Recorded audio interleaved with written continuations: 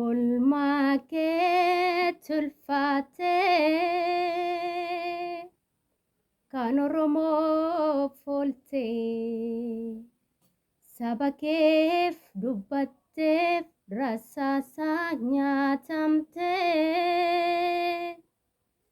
nutoo humnaan qabnu waa tokko hin goonu.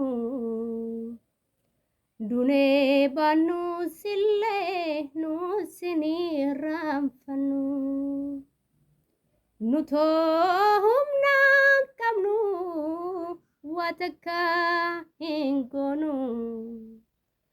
Dunee baanu sillee nuusinii raanfannu hundaa danda'aa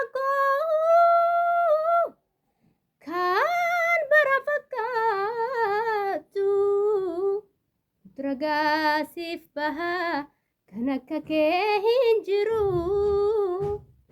Rabboo Oromoof si uume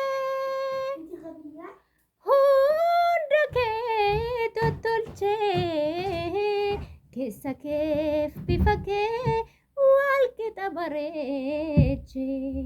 Jireenyi koo maraa jireenyi dacheerraa si malee nuun ta'u waa hundi waa maraa nutoo humnaan qabnu waa tokko hin goonu.